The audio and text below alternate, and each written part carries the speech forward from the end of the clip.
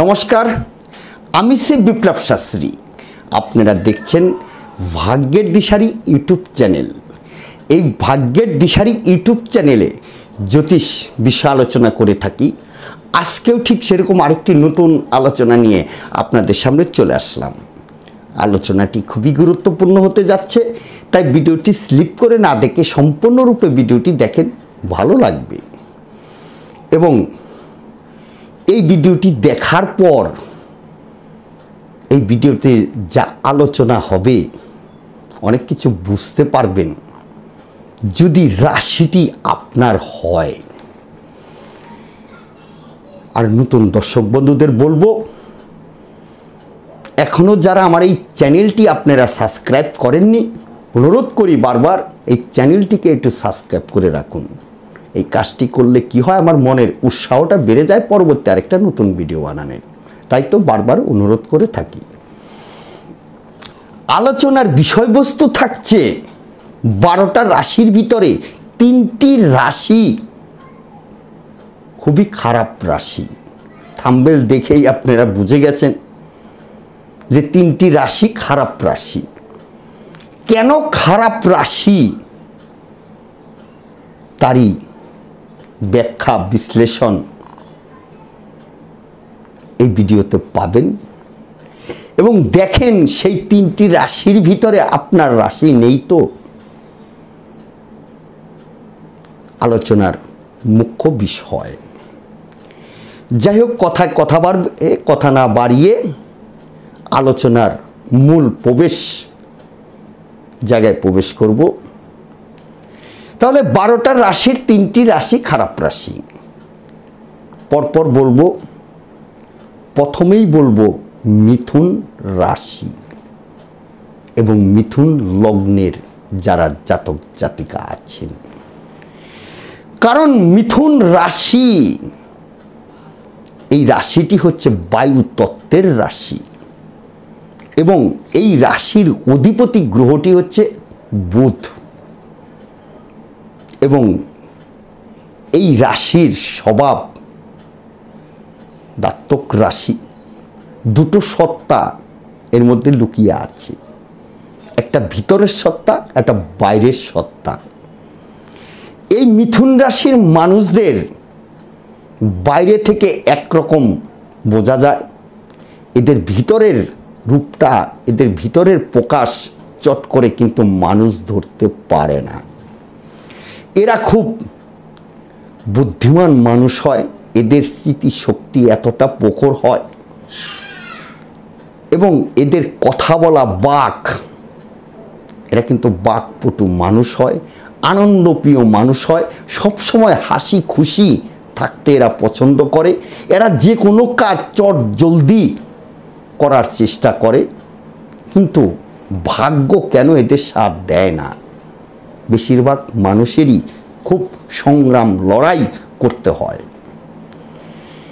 সেই জন্যই মিথুন রাশির মানুষদের আমি খারাপ রাশি বলবো। কারণ এই মিথুন রাশির মানুষদের ভিতরে আছে দুটো সত্তা, এটা করব না সেটা করব। এরা দ্বিধায় পড়ে যায়। আসলে এরা কোনটা মনের সঙ্গে স্থির করতে পারে না যে সঠিক কোন সিদ্ধান্ত নিলে সেটা অ্যাকচুয়ালি সঠিক সিদ্ধান্ত হবে। সেই জায়গায় পৌঁছাইতে এদের কিন্তু প্রচণ্ড ভাবতে হয়। মিথুন রাশি একটি খারাপ রাশি, কারণ এই রাশির অধিপতি গ্রহটি হচ্ছে বুধ। বুধ হচ্ছে সূর্যের খুব কাছের গ্রহ এবং এই বুধ একটি ছটফটে বালক সুলভ চঞ্চলতা কারক এই বুধ। তাই বুধকে বালক সুলভ গ্রহ বলা হয়। তাহলে বুধের যে প্রভাব সেই রাশিটির মধ্যেই পড়বে। এবং কেন এদের এত সংগ্রাম, এত লড়াই করতে হয়, এই সংগ্রাম এবং লড়াই করতে হয় দেখেই আমি এদের খারাপ রাশি বলি। কারণ এই রাশির নবমপতি গ্রহটি হচ্ছে শনি। এবং সপ্তমপতি দশমপতি বৃহস্পতি, সপ্তমপতি হচ্ছে মারক। আর এই যে নবমপতি শনি, এই শনি মিথুন রাশির মানুষদের বেশিরভাগ ক্ষেত্রেই অশুভ ফলের কারক হয়।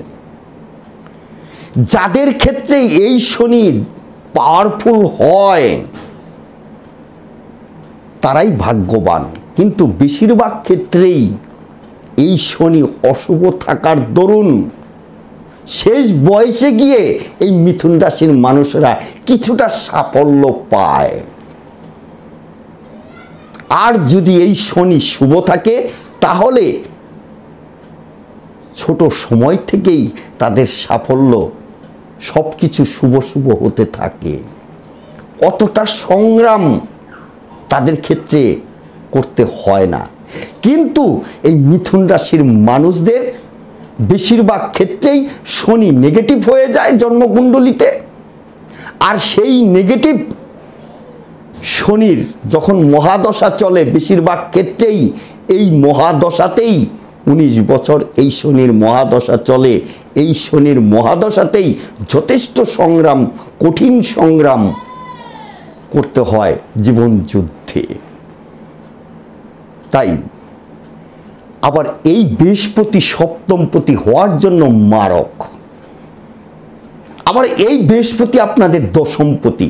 তাহলে একদিকে দশমপতি আপনার কর্ম অধিপতি, আবার আরেক দিকে হচ্ছে মারক সপ্তমপতি। তাহলে মারক হচ্ছে অশুভ, কিছু কিছু ক্ষেত্রে মারকের যে অশুভত্ব সেটা দেয়, প্রতিবন্ধকতা, বাধা, এই বিষয়গুলো দেয়। মারক বিষয় নিয়ে একটা ভিডিও বানাবো, মারক গ্রহের, যাচ্ছে না সেই বিষয়ে। যাই হোক, মারক গ্রহের এইটা জেনে রাখেন, মারকের গ্রহের মানে আপনার রাশি সাপেক্ষে যে গ্রহটি মারক গ্রহ হবে সে কিছু না কিছু প্রতিবন্ধকতা সৃষ্টি করবেই। তাই দশমপতি কর্মের জায়গাটা কিন্তু প্রচণ্ড ডিস্টার্ব করে এই মিথুন রাশির মানুষদের। কর্মের জায়গায় প্রচণ্ড সংগ্রাম করতে হয়। ভাগ্যও কেউ, ভাগ্যের বিষয়টিও এদের বেশিরভাগ ক্ষেত্রের মানুষদের এরা কিন্তু সাপোর্ট পায় না, শনি অশুভ থাকার দরুন। এ তো গেল মিথুন রাশি একটি খারাপ রাশি, কেন বুঝতে পারলেন? আরও অনেক বলার ছিল কিন্তু ভিডিওটা অনেকটা বড় হয়ে যাবে, কয়েকটা রাশির কথা বলবো তো খারাপ। তাহলে দ্বিতীয় নাম্বার রাশি হচ্ছে বৃশ্চিক রাশি। এই বৃশ্চিক রাশিটিও একটি জলরাশি এবং এই রাশির অধিপতি গ্রহ হচ্ছে মঙ্গল।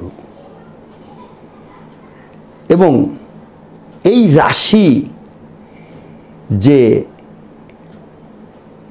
চন্দ্র যে ঘরে বসে যায় সেটাই তার রাশি হয়। এরা প্রত্যেকেই আপনারা কম বেশি জানেন যে চন্দ্র যে ঘরে বসবে, যে রাশিতে বসবে সেটাই তার রাশি। তাহলে চন্দ্র বৃশ্চিক রাশিতে, এই বৃশ্চিক রাশির নবমপতি ভাগ্য অধিপতি চন্দ্র সে নিঃস্ব হয়ে যায়। বৃশ্চিক রাশিতে চন্দ্র নিঃস্ব হয়ে যায়। নিঃস্ব কথার মানেই হচ্ছে সবচেয়ে অশুভ ফল দিতে শুরু করে ওই গ্রহটি। আবার তুঙ্গস্থও কথা আছে, যে গ্রহটি খুবই শুভ ফলের কারক হয় সেই ঘরটি হচ্ছে তার তুঙ্গস্থ ঘর ওই গ্রহের। তাই ভাগ্যপতি নিঃস্ব। আর চন্দ্র কি? আমাদের মাইন্ডের কারক, আমাদের কোমলতার কারক, আমাদের স্নেহ, ভালোবাসা, মায়া, মমতা, স্নেহে বাস্তবতিকতার যে কারক, সামাজিকতার কারক, ন্যায় নীতির কারক, চিন্তনের কারক, আমরা যে চিন্তা ভাবনা করি তার কারক গ্রহ এই চন্দ্র। চন্দ্র রবি হচ্ছে সৃষ্টিকারক গ্রহ, চন্দ্র হচ্ছে সেই সৃষ্টির রক্ষক বা প্রকাশক। সেই চন্দ্র যদি নিচস্থ হয়ে যায়, তাহলে আপনার ভিতরের যে চিন্তা ভাবনা, আপনার পরিকল্পনা, আপনার যে বাস্তবিকতা, সেটা কি সুন্দরভাবে সেই জায়গাটা কি হবে? আপনাকে নিজেকে প্রশ্ন করুন। এবং ভাগ্যপতি যেহেতু চন্দ্র, সেই ভাগ্যের সাপোর্ট কি আপনি পাবেন? এবং এই বৃশ্চিক রাশির দ্বিতীয় পতি বৃহস্পতি, আবার পঞ্চম পতিও বৃহস্পতি, তাহলে দ্বিতীয় পতি সপ্তম পতি মারক হয়, আবার পঞ্চম পতিও আপনার বৃহস্পতি। তাহলে দ্বিতীয় পতি হওয়ার জন্য মারক হয়ে গেল, এবং পঞ্চম পতি আপনার ভিতরের প্রতিভা, প্রকাশ, জ্ঞান, বুদ্ধি, আপনি যে বিষয়টি চিন্তা করছেন সেই চিন্তার প্রকাশক এই পঞ্চম পতি দ্বারা প্রকাশিত হয়, পঞ্চম ভাবটি দ্বারা প্রকাশিত হয়। আপনি যে কিছুই পরিকল্পনা করুন না কেন, যা কিছু চিন্তা করেন না কেন, তার প্রকাশ সেটা কিন্তু এই পঞ্চম পতি দ্বারা প্রকাশ ঘটবে। আপনি একটা বিজনেস করবেন, মনে মনে ভাবছেন, উদাহরণ দিচ্ছি, সেই বিজনেসটা প্রথমে আপনি পরিকল্পনা করছেন কি ধরনের বিজনেস করবেন, কিভাবে কি করবেন, মানে সমস্ত একটা পরিকল্পনা করে নিয়ে তারপরে আপনি বিজনেসের রাস্তায় হাঁটবেন। কিন্তু সেই বিজনেসটা তো আপনি শুরু করলেন, তার যে প্রকাশ, তার যে বেনিফিট, সেটা কে এনে দেবে? আপনার পঞ্চম ভাবের যে গ্রহটি, সে কিন্তু সহায়ক হবে। আবার সেই পঞ্চম পতি যদি আবার বাধক গ্রহ বা মারক গ্রহ হয়ে যায়, তাহলে সেখানে কিন্তু সেই বাধা সৃষ্টি করবে, প্রতিবন্ধকতা সৃষ্টি করবে, নানান রকম লড়াই যুদ্ধ আপনাকে চালাতে হবে, চালিয়েও সংগ্রাম করছেন ইজুগাল টু জিরো। তাই বৃশ্চিক রাশিরটিও আমি খুবই খারাপ রাশি বলবো।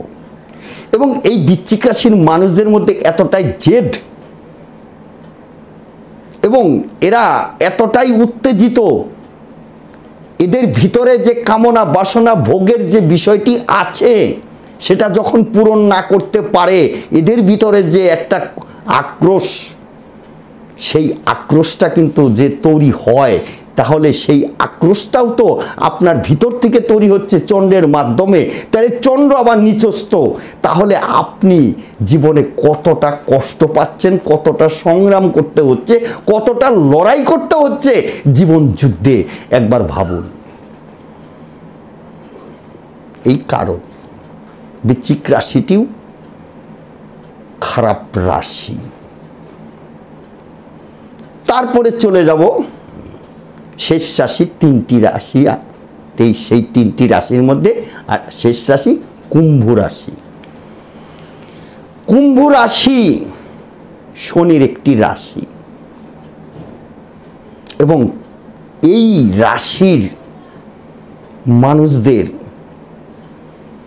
অনেক শুভ শুভ ভালো ভালো গুণ আছে, তথাপি এদের প্রচণ্ড সংগ্রাম করতে হয়, জীবনে দুঃখ ভোগ করতে হয় এই কুম্ভ রাশির মানুষদের। শনির জাতক হওয়ার জন্য এদের মধ্যে ধীর স্থির, এদের চিন্তা ভাবনা খুব মানে সূক্ষ্ম চিন্তা ভাবনা, এরা কথা কম বলবে, কথা বললেও খুব গুছিয়ে কথা বলবে, এর একটা জীবনে ব্যালেন্স করে চলার মানসিকতা এদের মধ্যে তৈরি হয়। তার কারণ কি জানেন? এই রাশির যে সিম্বল, একটা মানুষ জল ভর্তি ঘড়া মাথায় নিয়ে না ধরে হেঁটে যাচ্ছে, তার মানে কতটা ব্যালেন্সের উপরে সেই ঘড়া মাথায় নিয়ে যাচ্ছে, ধরে থাকবে না, কিন্তু হেঁটে যাচ্ছে, ঘোড়াটা মাথার থেকে পড়ছে না, তাহলে ব্যালেন্স করে যাচ্ছে। সেই ব্যালেন্সটা কিন্তু এই কুম্ভ রাশির ভিতরে আছে। তথাপি এই কুম্ভ রাশির মানুষদের কিন্তু বুদ্ধি, জ্ঞান, এরা খুব হিসাবী, অপব্যয়ী হয় না, এরা মিতব্যয়ী। যেখানে যতটুক প্রয়োজন ঠিক ততটুকুই এরা খরচা করবে। এরা আয়ের ক্ষেত্রেটা প্রচণ্ড ভাবে, এরা কর্মঠ বাস্তববাদী মানুষ হয়। কিন্তু তথাপি এই রাশিটি দুঃখ ভোগ করে এবং জীবনের প্রচণ্ড পরিমাণে সংগ্রাম, লড়াই করে এদের জীবনের দাঁড়াতে হয়। এর জন্য কুম্ভ রাশির মানুষদেরও কিন্তু খারাপ রাশির মধ্যে আমি রেখেছি। কারণ এই কুম্ভ রাশির নবমপতি গ্রহ হচ্ছে শুক্র, আবার দ্বিতীয় পতি বৃহস্পতি, সেও মারক, আবার সপ্তমপতি সেও মারক, সপ্তমপতি রবি।